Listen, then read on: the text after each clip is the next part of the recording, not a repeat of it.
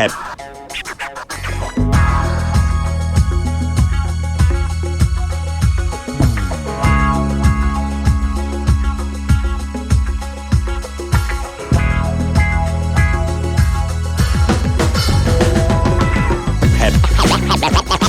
Rap é poesia. Respeita as minas. O hip hop surgiu como uma alternativa em um ambiente de violência, pobreza e tráfico de drogas, transformando a experiência das ruas em arte. Mesmo com um lado de crítica social forte contra desigualdades, violência policial e racismo, o hip hop teve suas contradições, reproduzindo uma sociedade machista e homofóbica.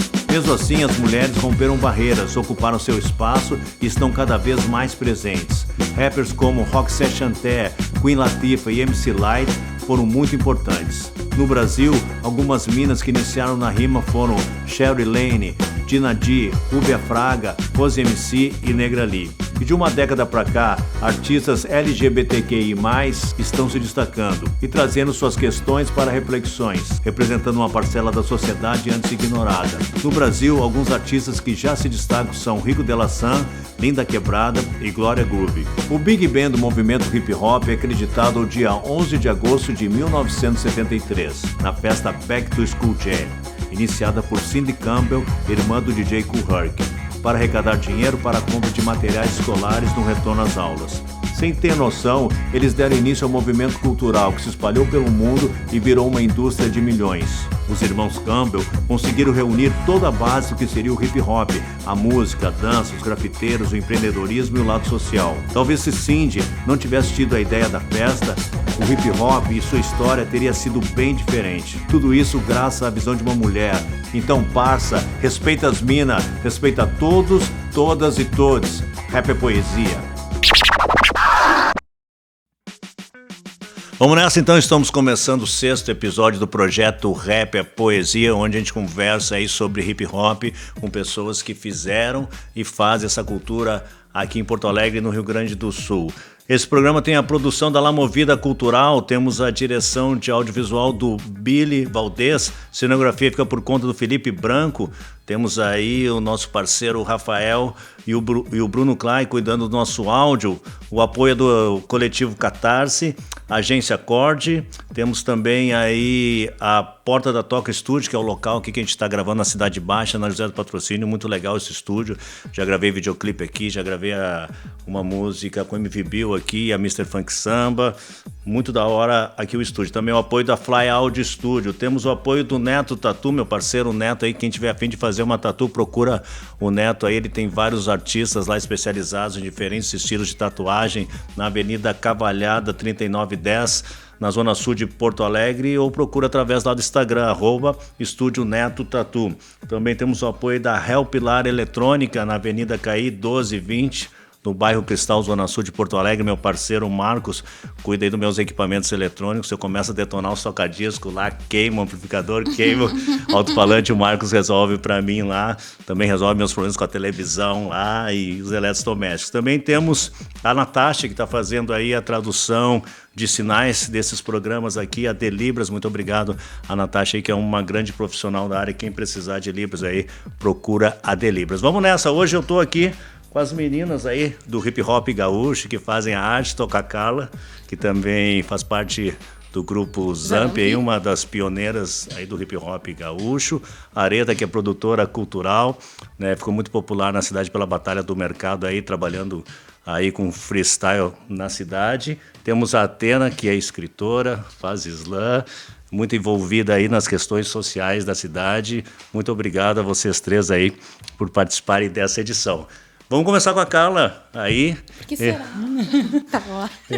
Sobre o teu início aí, como é que tu inicia nesse meio que o hip hop é uma cultura, né, independente de qual elemento, que sempre trouxe, depois de um período, a realidade, né, falando das coisas ali das ruas e tal, e de uma certa forma também representou um momento talvez machista também e homofóbico numa sociedade, né? E tu que surge aí lá no início, como é que foi a tua entrada como mulher cantando rap num meio aí predominantemente masculino, né? Sim, então, né, Pia, povo, gurias. Então, eu sou bem do início mesmo, Sim. em Porto Alegre, né? Eu comecei na década de 80, na minha adolescência, e o que eu não achei na escola, eu encontrei na rua Sim. e na cultura hip-hop, né? Também já era ali um espaço de cara, a gente sente, né, a força que o machismo tinha. A gente não tinha, hoje, os nomes, a nomenclatura que tu encontra, né? Hoje, sororidade, enfim. Mas uma das coisas que a Zamp no início, né? Não era Zamp ainda, eu encontro a Rose um pouquinho depois, eu era Charmes na época, Sim. né? Então, todas as minhas escolhas foram sempre para deixar bem afirmado a minha condição de menina, negra, mulher, enfim, representatividade. Eu comecei dançando nos bailes, né? Tinha alguns outros grupos de dança com meninas já naquele período que vocês tinham como influência? Tinha Charme Dance, Sim. tinha as gurias da Restinga, tinha muitas meninas. Na realidade, é o espaço que a gente encontra. Sim. É Mas a dança, mais dançando né? do que mais cantando, dançando, né? sempre dançando. As mulheres iniciam na cultura dançando. Sim. Depois é que a gente, muito junto com os homens, Sim. sempre, né, perto dos homens, a gente percebe. E aí não chega só para nós isso. Alguns grupos de dança masculinos também percebem que, além de dançar, a gente precisava ter atitude através da voz, né? Sim. Então a gente começa a compor, todo mundo meio junto, assim. Sim. Então, em seguida dos concursos de dança, surge, então, os festivais de rap. E aí tu só vê a transformação, né? A Black Sim. Time, na época, era um grupo de dança, se transforma também num grupo de rap. Certo. Nós éramos a Charmes, eu e a Rose, a gente se descola da Charmes e faz a Zamp. Certo. E isso foi acontecendo, uma metamorfose na época, assim, uma transformação. E as letras já com uma temática feminina, assim? Já. Na realidade, a gente nem sabia que era isso. Sim, né? foi natural. Mas a gente, eu acho que tu vai sentindo a força de tu estar dentro do movimento social, dentro daquele grupo, as necessidades que tinham na época. Então, o próprio movimento nos joga para essa temática, né? Então, a gente define, naquele momento, ser extremamente feminista, né? Uma das coisas que a gente sempre quis. A Zamp sempre foi um grupo feminino, de mulheres femininas, né? Então, a gente olhava para São Paulo, por exemplo, para Rio, as referências que a gente tinha, as meninas se vestiam como homens para procurar o seu espaço. E a gente, naquele momento, não. Aqui, no Sul, já tem uma série de coisas que faz a gente ficar fora, e aí a gente vai chegar igual os homens. Não, a gente vai ser diferente. Então, a gente já chega de saia, né? A gente já chega muito feminina, a gente já chega com as letras muito ousadas na época. Hoje, quando eu vejo as rappers da atualidade falar de maneira, por exemplo, de liberdade sexual, a gente já fazia isso há 20 anos atrás e era um escândalo, assim, né? Isso ali no início dos anos 90, 80 para 90, Sim. isso? A gente começa, e aí já é anos 90. Certo. Já é anos 90. Pô, e a Areta, ela também conseguiu romper uma barreira aí, né, como produtora na Batalha do Mercado, né, que é um dos elementos aí do hip hop, né, dentro do rap, que aqui em Porto Alegre, ali nos anos 90, a gente fazia algumas festas, a gente lembra da Big House, não sei se lembra, cara, a gente fazia uns freestyles ali, teve um momento até que veio o Harold Hunter, o cara que fez o filme Kids, né, o skatista Harold Hunter, que fez também o Ladrões de Carro, ele fez 2 filmes muito importantes, assim, ele teve aqui em Porto Alegre, né, a gente fazia uns freestyle com ele. Eu cheguei a fazer também na Ipanema ao vivo, a gente fez, que participou o Big, enfim, participaram vários caras, o Pichote. E daí a Batalha do Mercado vem e toma popularidade na cidade e até fora daqui, né, do Rio Grande do Sul. Fala como é que foi essa tua entrada, Areta, que ano tu entrou nessa aí? Exatamente. Até foi legal, né, de ouvir a Carla, porque concretiza uma coisa que a gente pensa, que a gente fala muito, de que, de fato, se abriram portas para que a gente estivesse hoje onde a gente está, né? Então, a Carla falando, começou na dança, depois migrou para música, para composição, e eu ali em 2010 cheguei já numa realidade diferente, porque teve pessoas como a Carla que começaram a abrir portas, né? Mas, de fato, assim, eu comecei em 2009 com um grupo de rap, onde eu era a única menina. O que tu fazia no grupo, tu? Eu cantava mesmo, e comecei dessa forma, né? E eu já admirava muito, desde 2009, batalhas na internet, né? Então, em São Paulo, principalmente, que foi o berço das batalhas, então eu gostava muito daquele entretenimento que a batalha levava, né? E eu também tinha muito essa necessidade, né? Era mais nova e de fazer parte de um grupo, de me encontrar na cultura, né? Então, em seguida, assim, em 2011, se criou a Batalha do Mercado, que é pioneira no Rio Grande do Sul no formato que ela atua, porque, de fato, já existia o freestyle, a rima improvisada, a estrutura, né, a ideia de uma batalha já existia, sempre existiu. Mas no formato que ela atua, de ocupar o espaço público, de ter uma regra, né, de como os MCs vão se enfrentar na roda, foi de fato pioneiro, né, através da Batalha do Mercado. E foi onde me abriu portas, assim, eu sempre falo, né, não sei o que eu seria se não fosse a Batalha do Mercado, porque eu acabei ali atuando mais como produtora, e aí também um lado que eu sempre gostei muito, que é a administração, acabei juntando os dois e tendo, né, sucesso, de certa forma. E as meninas participam mais agora? Então, como é que funciona uma coisa que ainda é muito, muito limitado, né? Claro que cresceu muito. A gente teve... Imagina, esse ano a Batalha do Mercado faz 10 anos, né, de existência. E 2 meninas ganharam apenas, né? A Negra Jaque e a Suzy. E em épocas totalmente diferentes. A Negra Jaque foi lá em 2014 e a Suzy foi em 2019, se não me engano. Então, tem uma participação, né? A gente várias vezes tentou, inclusive de uma estrutura que a gente colocou na batalha, né? Uma regra de direcionar uma cota, né? Para as mulheres, porque são muitos MCs inscritos, muitas mulheres se inscrevendo também, mas como a quantidade de mulheres inscritas é menor, na hora do sorteio, a probabilidade das mulheres não serem selecionadas era muito grande. Então, a gente começou a direcionar 2 vagas para as mulheres e as outras 14 sorteadas, né? Entendi. Então de fato, tem muita presença de mulheres, mas ainda é pouco, né, perto do que a gente gostaria que fosse, né, metade, pelo menos, né? E isso infelizmente não ocupa ainda, né? A Atena já participou da Batalha do Mercado. A onda é mais o slam, né? A Atena participa mais do slam, que é um estilo semelhante ao rap, né? Que também tem competições, pode ser, né, aquela rima... enfim, sem ser uma competição, mas iniciou nos bares, né? Tu até me corrige, né? Iniciou nos bares, de repente uma pessoa subia, mandava uma rima e vinha outro, mandava, né? Inicia aí. E eu queria que a nossa futura vice-governadora falasse da experiência dela, como é que tu entra nessa de slam e o teor da tua rima, qual é, né? Tu sabe que eu já tinha dito pra Areta que uma vez eu ia, né, me articular Tá esperando. Participar de uma roda de freestyle, mas por enquanto Batalha do Mercado. Eu acho que eu não estou à altura aí de desenvolver tanta nessa cota maravilhosa. Mas Batalha de Slam tu já ganhou? Sim, Batalha de Slam, que é a nossa... Na verdade, o meu vínculo com a literatura é com a poesia, né? Certo. E aí teve uma vez que eu assisti num teatro o Hércules, que é um slammer excelente. Ele vem de São Paulo e essa cultura da voz, da oralidade se propagando no espaço público. E aí ele me convidou para assistir um slam. Quando eu fui assistir, eu fui com uma poesia e descobri que era para ter mais 2 poesias. Entendi. Eu disse, meu Deus do céu. E aí fui lá, escrevi num canto da rua, tomando um quentão, era frio. E acabei nessa primeira batalha de poesia de slam, eu acabei ganhando o Slam Chamego. Olha. E ali foi muito marcante, porque... Com a poesia improvisada. Isso, na hora ali, tudo, e tu lendo, nunca tinha né? feito? Não, tinha as regras, existem etapas.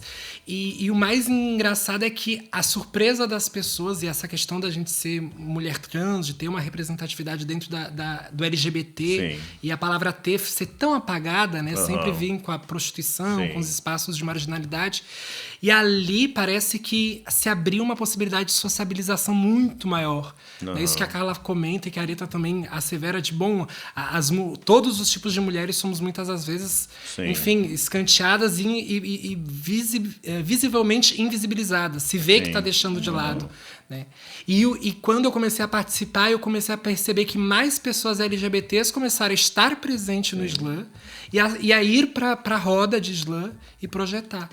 E é uma possibilidade. E o mais engraçado, né? Isso é difícil, como a Aneta falou, as meninas, né? Então, imagina, enfim, né? O grupo LGBT é mais complexo.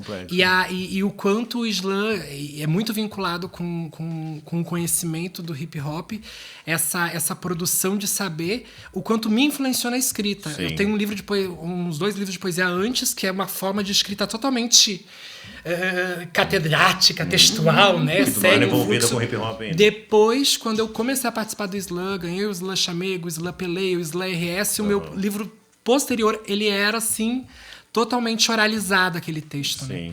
E aí, então, faz esse fluxo. A gente organiza o Slam do Gozo com outras 2 minas maravilhosas, que é a Mica e a Pretana, e faz esse espaço de discussão de poesia sobre HIV, sobre sexo, sobre prazer, sobre enfim. Sim.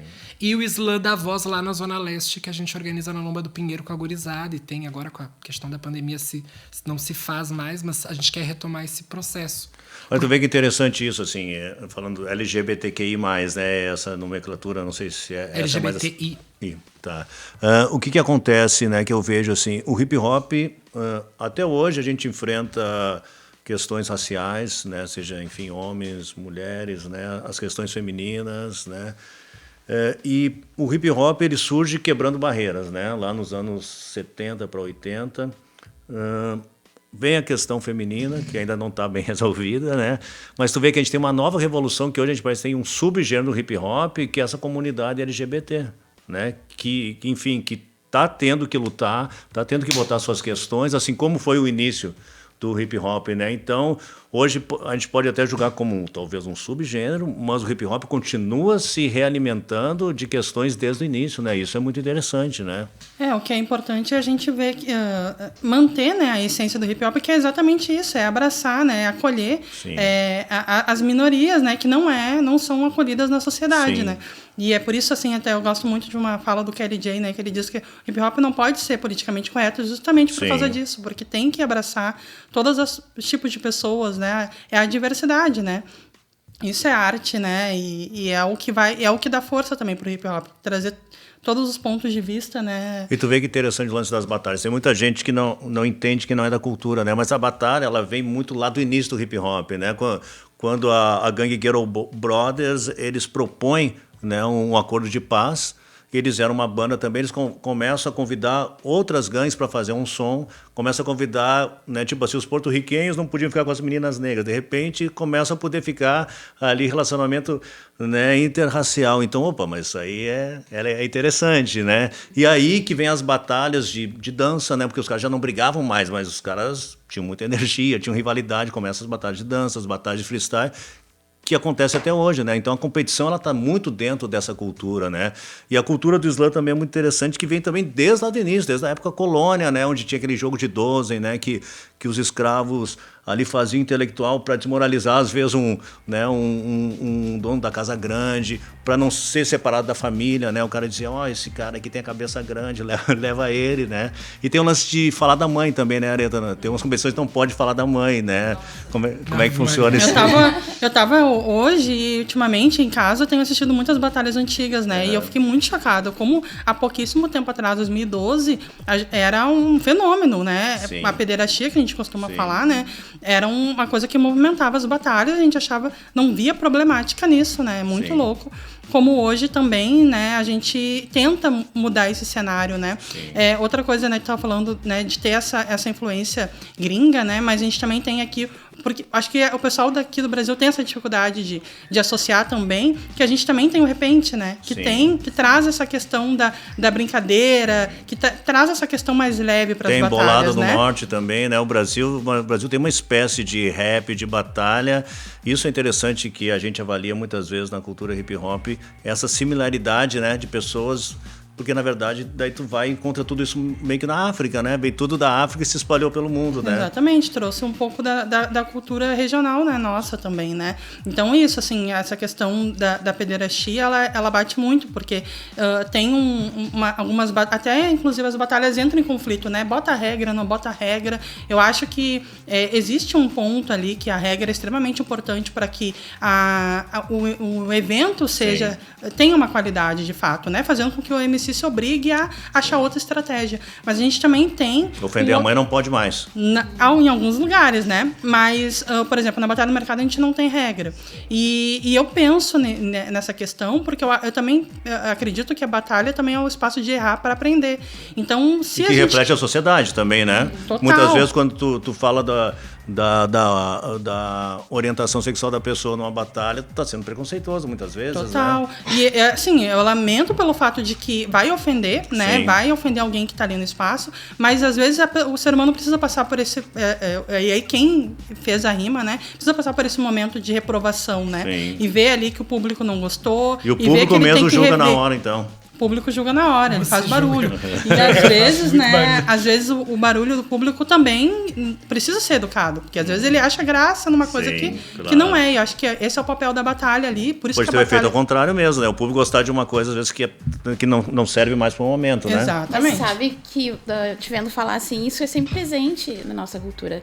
Eu lembro que quando eu comecei... até a presença das mulheres, quando as mulheres chegam, a nossa presença em si, o fato da gente começar a rimar e procurar um produtor, porque a gente não tinha isso aqui. Eu lembro que a primeira vez que eu e a Rose, a gente quis fazer um som de qualidade, a gente não encontrou no Rio Grande do Sul. Todos os homens foram extremamente machistas conosco. Você teve que sair da cidade, sair de Porto Alegre para conseguir gravar, por exemplo, em São Paulo de graça, porque lá estava muito mais apurado esse olhar.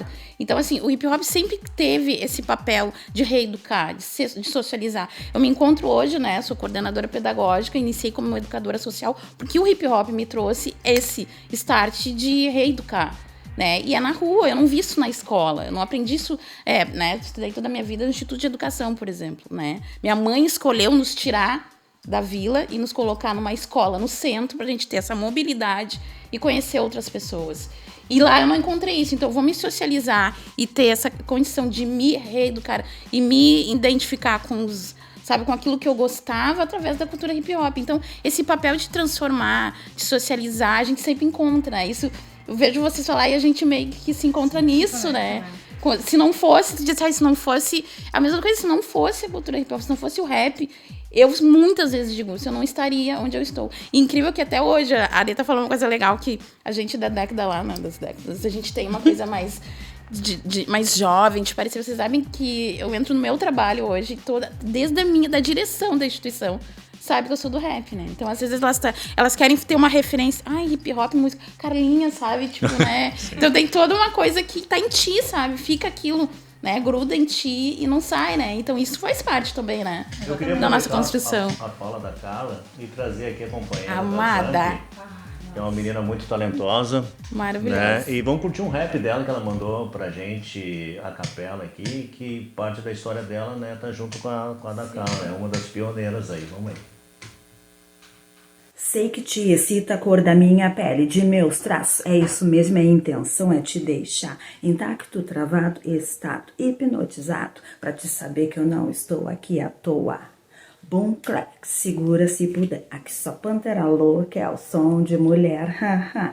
Boom clack, segura se puder, aqui só pantera louca é o som de mulher. Se a Carla quiser continuar, pode continuar. Eu vou fazendo um ataque ali. Então, essa letra é algo, gente.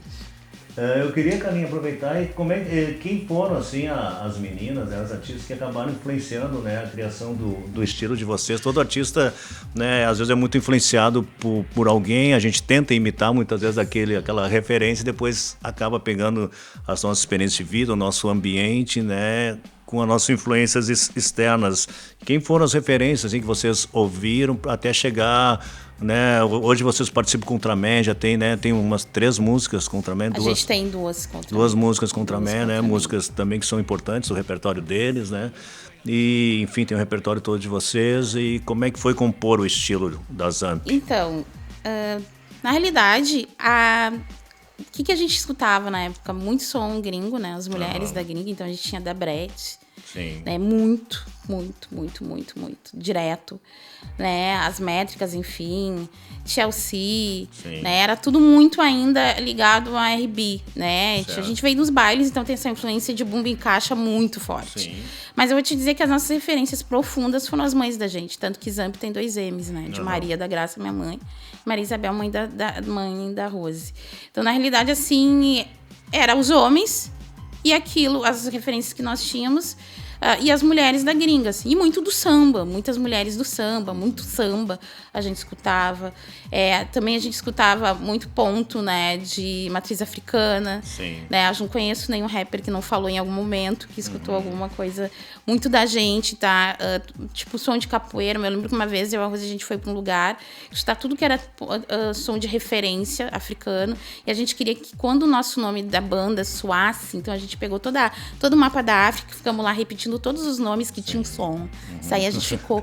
Som dizer, tava bastante presente. Então, quando a gente faz um som contigo, a gente tá zingue, zingue, zingue, zingue, zingue. Por causa dessa coisa de trazer sempre... E aí a gente... E a gente queria botar o nome das nossas duas mães, então ficou os 2 M's. E é legal usar isso no Rio Grande do Sul, que às vezes o Rio Grande do Sul parece que não tem uma referência da cultura africana, que é extremamente forte, né? Então o Rio Grande do Sul, né, quando a gente viaja, os caras acham que aqui só tem italiano, alemão, polonês, né?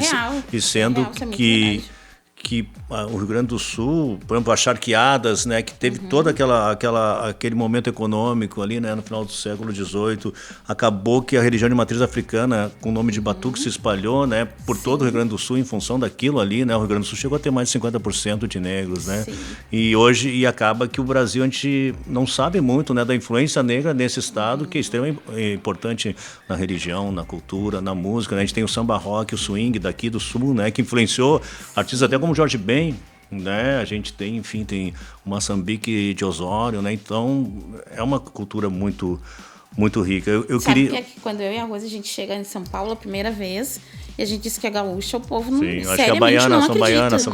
Não acredita. Vocês não são do Rio Grande do Sul. Somos, gente. Lá tem preto, não tem. As pessoas discutindo. Tu vai pro norte... Né? Lá tem uma questão, quando eu conheci outras meninas negras em Fortaleza, por exemplo, lá era muito acirrado essa questão de machismo, assim, todas as meninas que se encontravam no hip hop em Fortaleza, quando a gente foi falar de feminismo, no hip hop, enfim, elas eram companheiras de MCs. Eu lembro que na roda, assim, a gente fez uma preparação para conversar com essas mulheres, o diretor da instituição veio nos pedir pra gente se retirar. Né? Porque a gente tava as moderninhas do Rio Grande do Sul, sabe? Então, tinha uma coisa assim. E as meninas todas, a maioria tava grávida e eram companheiras dos MCs, né? Então, eles não podiam vir, eles pediram pro diretor ver pra que papo nós tava tendo. Porque a Zamp era muito saidinha, assim, nessas meninas, né? Falam umas coisas assim, meio no rap delas. Então, vamos ver, sabe? Então, isso é muito real. Isso tá muito presente, né? Então, na realidade, assim, falo isso pra dizer pra vocês que existe, mas hoje a gente tem uma forma, até não gosto, mas a gente mais aculturada, né? A gente teve... O rap traz, o hip hop traz essa oportunidade de a gente falar do que acontece, da opressão que acontece com a gente musicalmente nas artes, de maneira mais estratégica. A gente entende a estratégia. Na realidade, eu e a Rose foi o que aconteceu.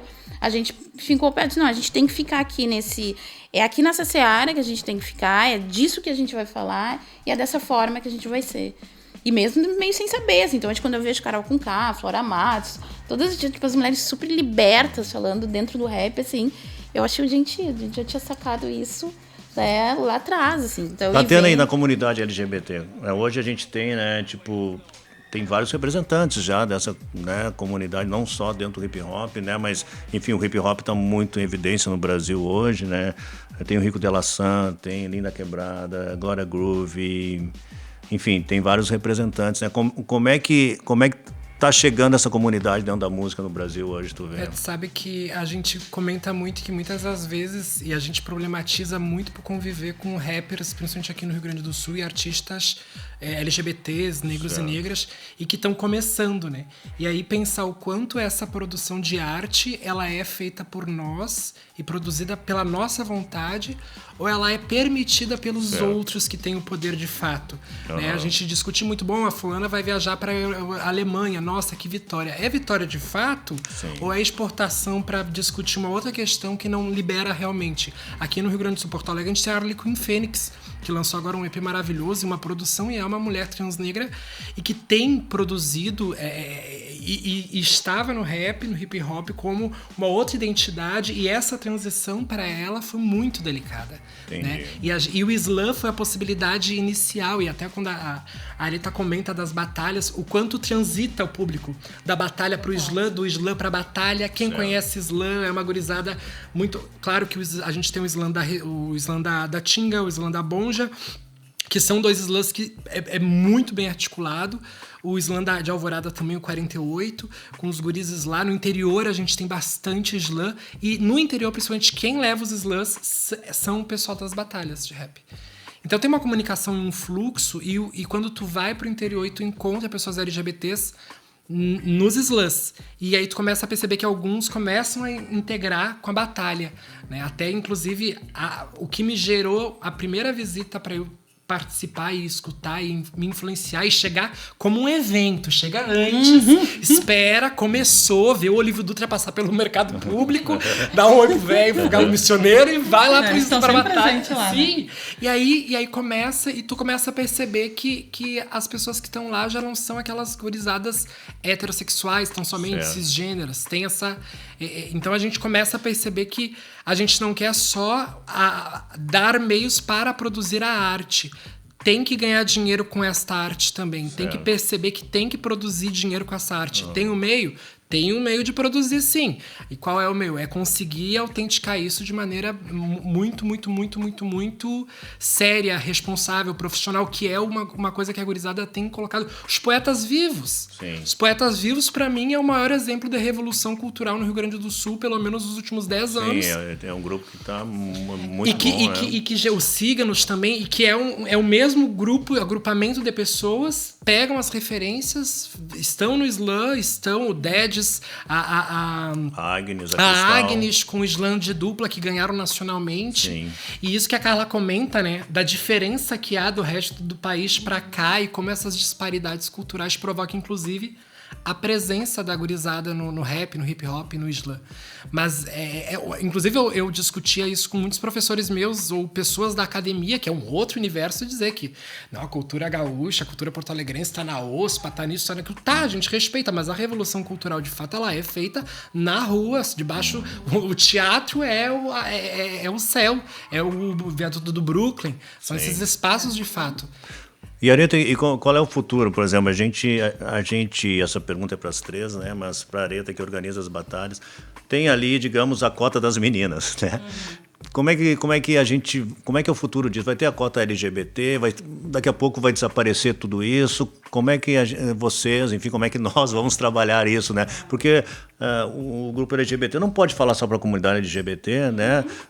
As meninas não falam só para as meninas. Eu acho que a sociedade só vai evoluir quando entender que o problema racial não é só do negro, né? Quando o problema de violência homofóbica não é só, né, da pessoa que sofre, sim, numa sociedade doente, né? É um trabalho de formiguinha, né? Eu costumo falar também que a questão da cota para as meninas é para ser uma questão temporária. Sim. Também, porque é para quebrar aquele paradigma, né, de que é difícil de estar ali, que de fato é, sim, mas que não precisa ser, né, claro, difícil. Então, eu espero muito assim que a gente vá, e a minha ideia também é construir algo paralelo, porque ali naquele espaço é difícil da gente levar muita teoria, muita história sobre o hip hop, né? É um momento de entretenimento, é um momento de resistência, enfim.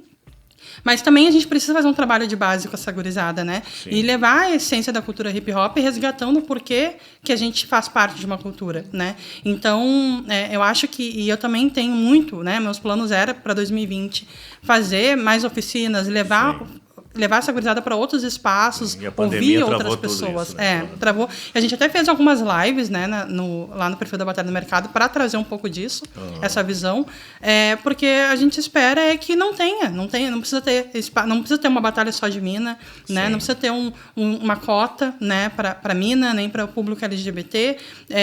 Na verdade, a cultura hip hop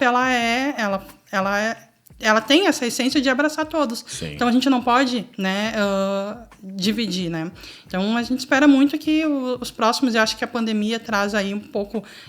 quem está se preparando, quem está estudando, acho que vem com um olhar um pouco diferente depois, né, sobre tudo isso, de se unir mais, né? A gente espera que seja um pouco mais acolhedor, né, esse espaço, porque é a essência que a cultura hip hop prega, né? Legal, meninos. Quero agradecer a presença de vocês. Eu sei que a gente podia conversar mais um tempão, né? A gente espera aí na segunda temporada conversar mais. Eu posso dar um tchauzinho e a gente fazer um extra aqui também, né? Que acho que é uma boa opção, né, diretor? O que tu acha? Guardar. Então eu quero agradecer a presença de vocês, da Carla, da Zamp, né? A Areta Ramos, né, com a Batalha do Mercado. Procurem, né, os trabalhos aí das meninas. A Atena, que é super atuante aí em movimentos sociais aqui na cidade, no slam, né? Vai ser nossa candidata aí a vice. Gente, que pressão. Já tem assunto para segunda, né? E já tem foto, né? Não, porque assim, eu queria falar que eu tô fazendo disco, não deu, tu vai vir já candidata. A gente continua nos extras aqui. Sério, vamos continuar nos extras. Meninas, quero agradecer a presença de vocês. Muito obrigado por ter vindo, por ter contribuído. No Rap é Poesia, a gente teve esse episódio falando mais da atuação, né, feminina e feminina trans, né, mas a gente tem em outros episódios meninas também participando, né, então não é só aqui, né, mas a gente achava importante que tivesse, né, com diferentes atrizes como vocês aí falando da experiência de vocês. Muito obrigado. Esse 6º episódio do Rap é Poesia tem a produção da La Movida Cultural, temos a direção de audiovisual do Biri Valdez, cenografia do Felipe Branco, o áudio fica por conta do Rafael Roden e Bruno Klein, 2 caras aí muito experientes aí no áudio gaúcho. Confere aí que o áudio está da hora desses programas aí. O apoio é do coletivo Catarse, também da agência Acorde, que fez nosso logo, está cuidando de toda a nossa parte visual. A gente está gravando aqui no estúdio Porta da Toca e Fly Audio Studio. Temos o apoio do Neto Tatu, aí procura o Neto Tatu lá no @estúdio Neto Tatu, na Zona Sul de Porto Alegre. Também temos o apoio da Hel Pilar Eletrônica, na Avenida Caí, na Zona Sul de Porto Alegre, número 1220. E também da Delibras, da minha amiga Natasha aí, que manda muito aí na tradução de sinais. Quem precisar, procura aí a Delibras aí, que está fazendo aí a tradução pra gente. Muito obrigado aí pela presença de vocês aí. Se preparem aí pro 7º episódio do Rap é Poesia. A gente vai estar conversando aí sobre a arte do rap, a arte da composição do rap, tudo isso que engloba aí a composição. Falou? Valeu, tamo juntão.